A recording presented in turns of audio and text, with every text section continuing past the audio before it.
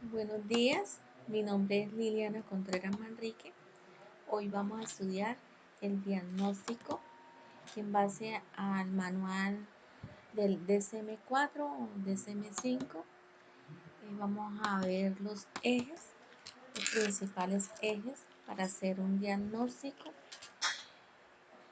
En este momento pues se presenta el DSM-4 y el DSM-5.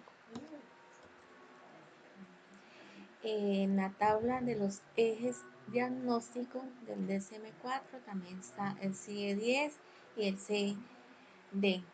En el eje 1 tenemos los trastornos clínicos o mentales, otros problemas que pueden ser objeto de atención, síndromes psiquiátricos. En el eje 2 está el trastorno de personalidad y el retraso mental en el DSM-4. Por lo tanto, en el DSM-5 se presenta ya el trastorno de personalidad y el retraso mental ya no se llama así, sino discapacidad intelectual. En el eje 3 encontramos las enfermedades orgánicas. Es la consulta médica donde hace el diagnóstico el médico. Ahí se incluye en el eje 3 el diagnóstico del médico. En el eje 4 son los problemas psicosociales y ambientales.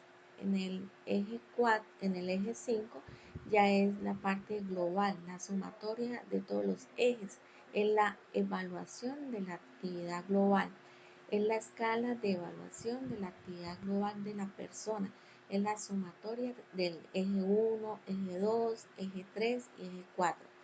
Y en algunos, como en el CIE-10, presentan un sexto eje, el eje 6, que es evaluación global y discapacidad psicosocial. En el eje 1, en el diagnóstico del DSM-4 o el DSM-5, encontramos el trastorno clínico en el 1. Ahí se encuentran la fobia, la depresión. En este momento se hace relación a la fobia específica, que es miedo a la sangre, donde en el DSM-4 hay unos códigos que se presentan con la página, que es trastorno de ansiedad por separación, mutismo, fobias específicas, con códigos y con la paginación.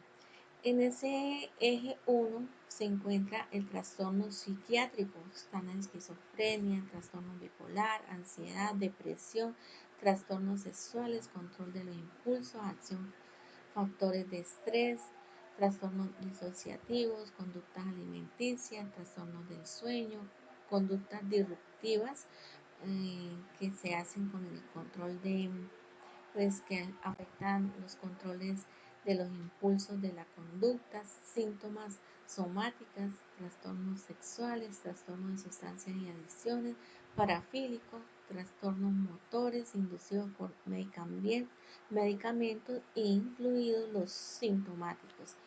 En ese eje 1 se ven los trastornos de inicio de la infancia, niñez y adolescencia.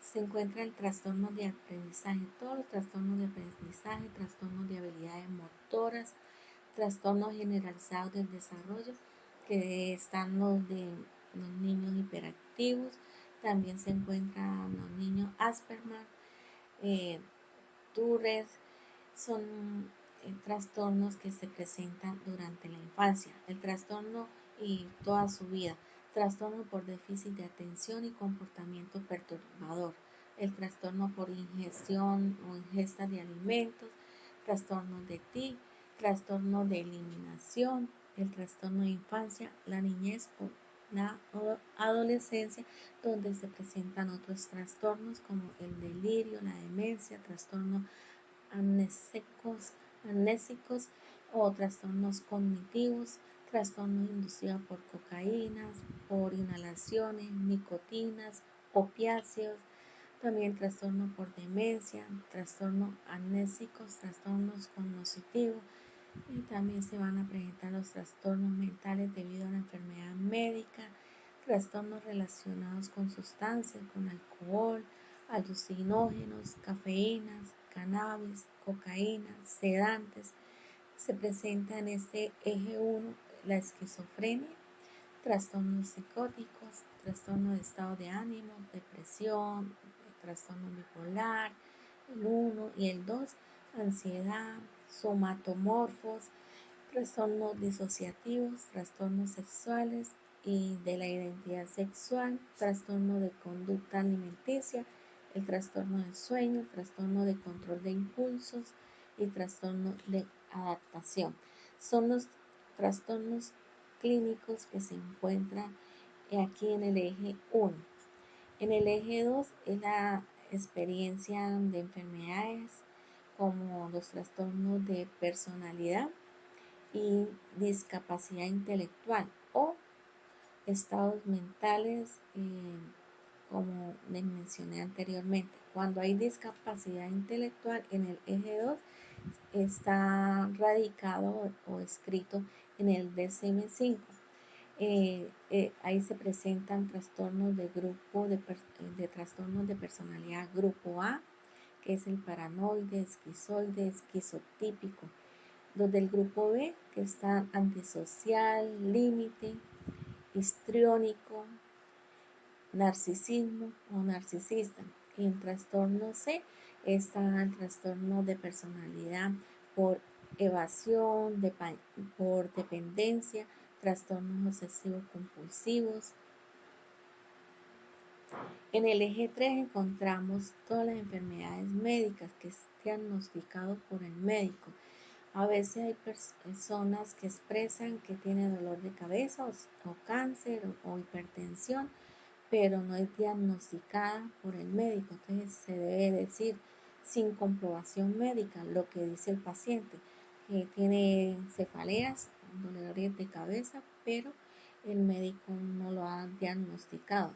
Y con comprobación médica, cuando el especialista, el neurólogo, dice que sí, que tiene cefalea, tiene un problema cerebral, una lesión cerebral, y la comprobación es médica y a través de un diagnóstico médico o del especialista. A veces pues el paciente lo expresa que todos los días tienen dolores de cabeza, pero no hay ningún diagnóstico por parte del especialista, del neurólogo, y entonces se puede decir que sin comprobación médica. En el eje 4, unos problemas psicosociales y ambientales, que entra la familia, el ambiente social, la escuela, la universidad, la vivienda, el barrio, la parte económica, el servicio médico, el sistema legal y otros problemas. El maltrato y negligencia.